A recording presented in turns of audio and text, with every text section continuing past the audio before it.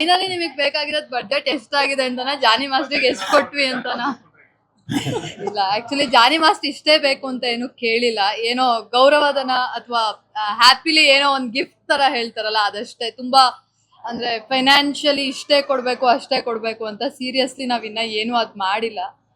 But ಅವರು ಆತರ ಯಾವ್ದು ಕಮರ್ಷಿಯಲ್ ವೈಸ್ ಅಲ್ಲಿ ಯಾವ್ದು ಚಾರ್ಜಸ್ ಮಾಡಿ ಮಾಡೋ ತರ ಇನ್ನ ಯಾವ್ದು ಆಗಿಲ್ಲ. ಪ್ರೀತಿಯಿಂದ ಇಲ್ಲ ಅಂದ್ರೆ ಯಾರಿಗಾದ್ರೂ ಒಂದು ಅಡ್ವಾನ್ಸ್ ಅನ್ನೋದು ಕೊಟ್ಟಿರ್ತೀವಿ, ಸ್ವಲ್ಪ ಅಡ್ವಾನ್ಸ್ ಆಗಿದೆ ಅಷ್ಟೇ. ಬಟ್ ಹಿಡಿಂಟ್ ಆಸ್ಕ್ ನಂಗೆ ಇಷ್ಟೇ ಬೇಕು ಅಷ್ಟೇ ಬೇಕು ಅಂತ. ಸೊ ಪ್ರೀತಿಯಿಂದ ಬಂದ್ ಮಾಡ್ತಿದ್ದಾರೆ, ಆಮೇಲೆ ನೋಡೋಣ ಅಂತ ಅದಷ್ಟೇ.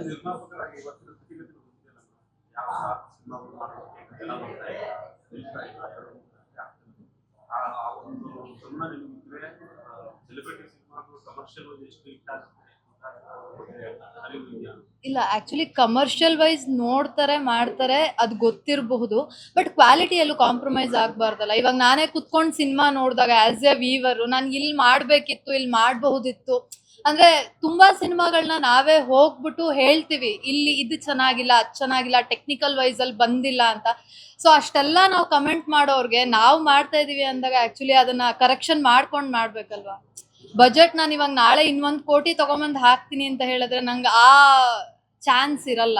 ಸೊ ಏನ್ ಮಾಡ್ತಾ ಇದೀವಿ ಅದ್ ಪೂರ್ಣ ಪ್ರಮಾಣದಲ್ಲಿ ಕಷ್ಟಪಟ್ಟು ಪೂರ್ತಿ ಅಟ್ಲೀಸ್ಟ್ ಸೆಲ್ಫ್ ಸ್ಯಾಟಿಸ್ಫ್ಯಾಕ್ಷನ್ ಅಲ್ಲಿ ಮಾಡ್ಬೇಕು ಅಂತ.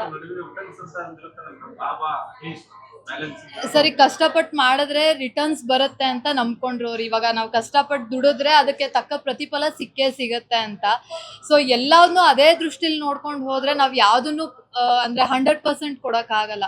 ಅಂಡ್ ಇವಾಗ ನಾವು ಆಸ್ ಎ ಇಂಡಸ್ಟ್ರಿಗೆ ಬಂದ್ಮೇಲೆ ಎಲ್ಲದಕ್ಕೂ ರೆಡಿಯಾಗೇ ಬರ್ಬೇಕು. ಅಂಡ್ ಏನ್ ಬೇಕೋ ಅದ್ ಕೊಡ್ಬೇಕು. ಈಗ ಜಾನಿ ಮಾಸ್ಟರ್ನ ಕರೆಸ್ಬಿಟ್ಟು ನಾನು ಇಷ್ಟೇ ಕೊಡೋದು ಅಂತ ಹೇಳಿದ್ರೆ ಅಷ್ಟೆಲ್ಲ ಮಾಡಿರೋದು ನಾನು ಏನೋ ಒಂದ್ ಕೊಟ್ಟಿಲ್ಲ ಅಂದ್ರೆ ಅದ್ರಲ್ಲಿ ಕಡಿಮೆ ಅನ್ನಿಸ್ಬೋದು ಸಾಂಗ್ ಅಲ್ಲಿ.